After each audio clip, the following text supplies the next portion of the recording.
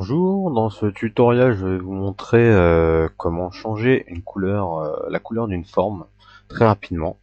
Dans Photoshop il existe donc une fonction très pratique qui va vous permettre de changer la couleur d'un objet beaucoup plus rapidement, plus nettement et sans bavure, contrairement si vous utilisez l'outil saut. Par exemple, l'outil pinceau pour la recoloriser, c'est plus long, plus contraignant. Sinon, il y a aussi une autre option de colorisation. En fin de compte, c'est avec les styles de calque. En cliquant deux fois ici, par exemple, ici, je colorise ma couleur comme vous pouvez le voir là.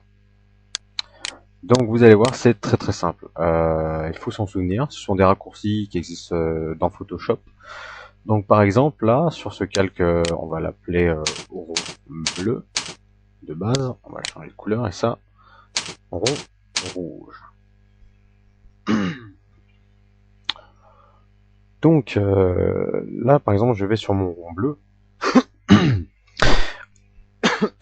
excusez-moi, et on veut une couleur, je vais lui appliquer une couleur verte, donc je veux une couleur verte, pour éviter d'utiliser mon outil baguette magique, pinceau, je vais cliquer sur OK, je choisis donc ma couleur de premier plan ici, ma couleur en arrière-plan elle est blanche, donc je vais la changer pour différencier, je vais la mettre en orange.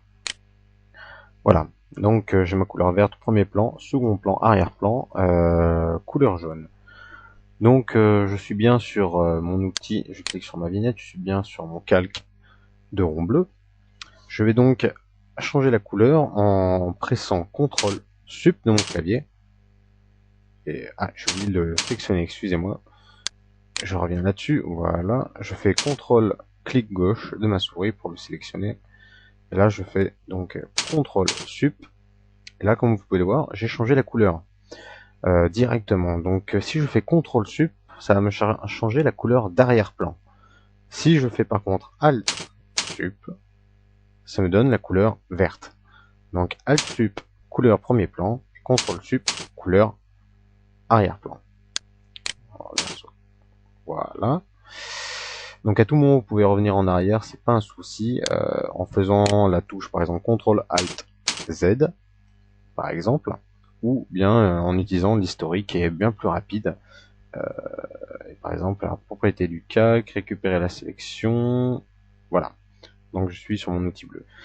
Maintenant ce que l'on va faire en fin de compte c'est de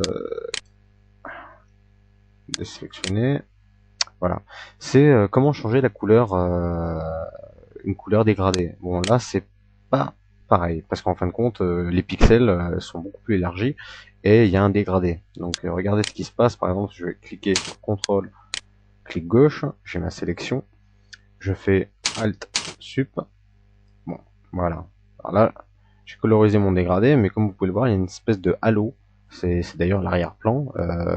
En fin de compte ma couleur que j'ai changé avec ma forme, quand c'est un outil, c'est une forme dégradée, un objet dégradé, ça va interférer avec la couleur de second plan. Donc c'était du rouge en dessous, donc vert plus rouge égale un peu de jaune noirci.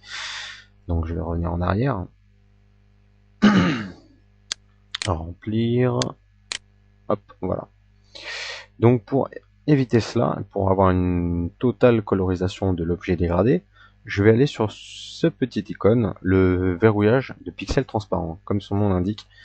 Donc ça va me servir à... Donc je clique ici, vous voyez, il y a un petit cadenas qui se forme. En fin de compte, ça va verrouiller tout l'ensemble de mes pixels sur ma forme.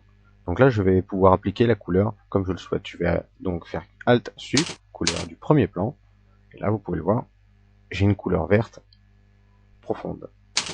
Donc sinon, je vais faire Alt Sup. Et là, j'ai mon jaune.